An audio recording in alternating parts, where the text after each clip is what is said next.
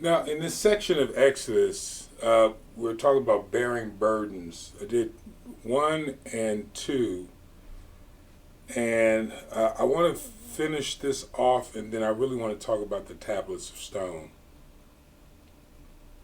Now, keep in mind what we're talking about here is the priesthood. The priesthood is not just the Levitical priesthood; it's the priesthood of Israel. The promise is that Israel will be made a priesthood. And I think that was back in,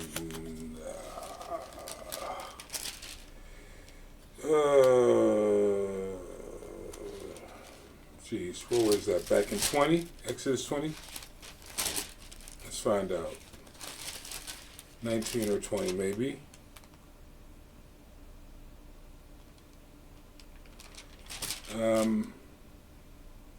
It's 18.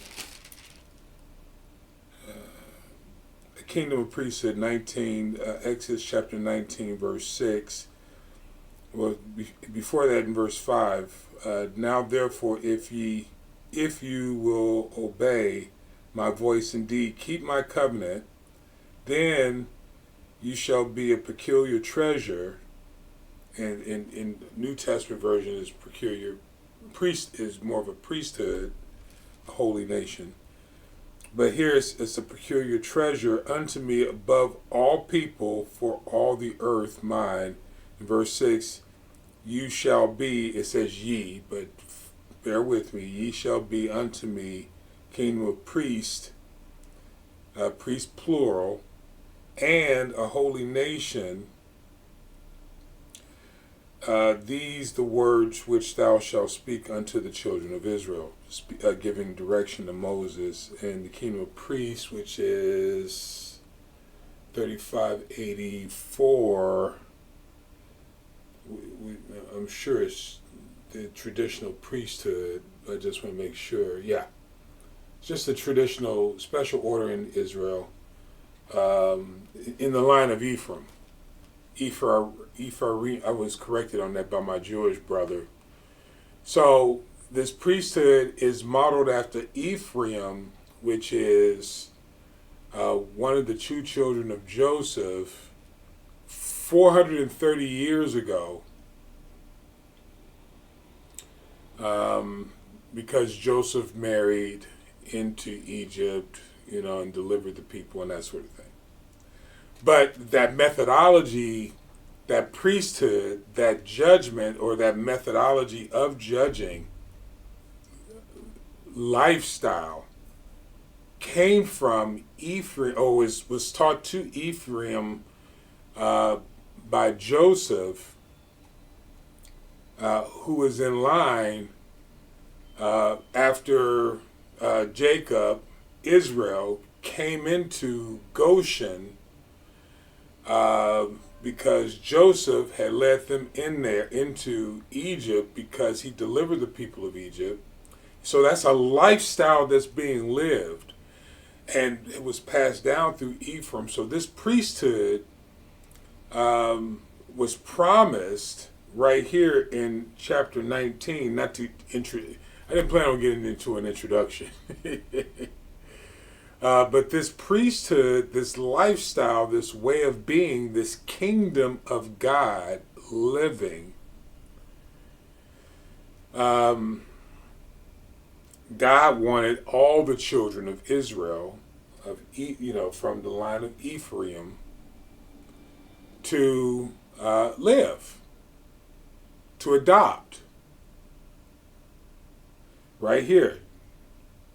Exodus 19, verse 6, ye shall be unto me a kingdom of priests and a holy nation. Anyway, so I touched on the clothing in bearing the burdens, talking about the 12 tribes being on the shoulders of Aaron and his sons, but his sons at that time didn't have the priestly garments on. They had the sons. And this is my word, not the Bible's word, but they were apprentices. The sons were apprentices of the high priest. So they didn't have the same clothing. They didn't wear the mitre. They weren't responsible. They didn't have the blue sash that said holiness, separated.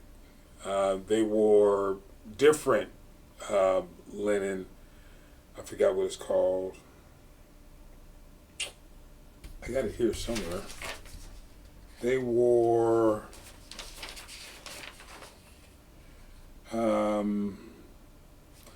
so they didn't have an ephod or a mitre or a breastplate or a robe. They wore coat, girdles, and bonnets. So they wore a bonnet, but they didn't wear the mitre of linen with the blue sash that said holiness to the Lord. Now, holiness to the Lord is exactly what that means. It means that you're separated. So what I don't want to do is I don't want to get into the symbolism without the meaning. The symbolism means nothing if you don't understand the meaning. The meaning of holiness is separation, so the person that steps into the place of high priest has separated himself from the general population for the purpose of serving the people in the temple. Now, how do I know that? Because these holy garments were put on once the person stepped into office or before the altar to represent the people. So the mitre was a representation of God, not of Aaron as a man. There's a separation of man and spirit, man and God.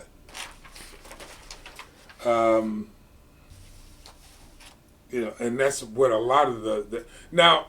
So before we get to the tablets of stone, I think this is also important. Starting at the fourth visit, I want to make sure that everybody understands this. And again, I'm only going to keep this. This might be tablets of stone number 2 as well. But I want people to understand this. The 10 Commandments were not given on the tablets of stone.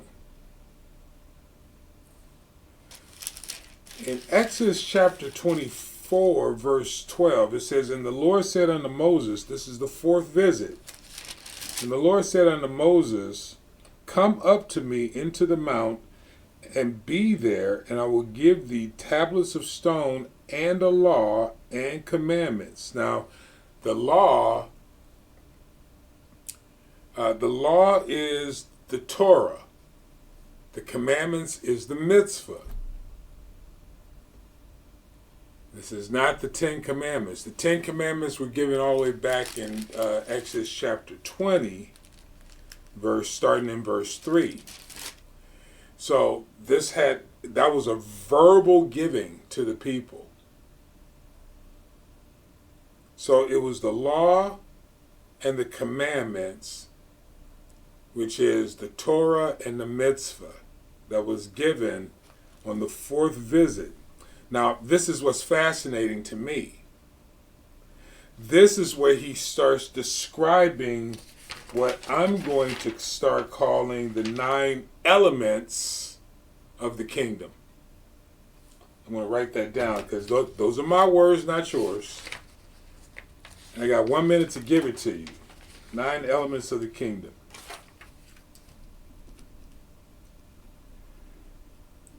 And I'm going to just list them to you before we go into the next taping so I can get it into this 10. The 9 elements of the kingdom. See if I can get it in real quick. Number 1 is the Ark of the Covenant. Number 2 is the showbread table. Number 3 are the tools. Number 4 is the tabernacle. Number 5 is the altar. Number 6 is the court of the tabernacle, which includes the court. I'm including the court. Number 7 are the priest, the high priest and his sons. Number 8 is the incense altar, and number 9 is the laver, made of brass. Now I'm going through this because I want to make the Old Testament a little bit more friendly.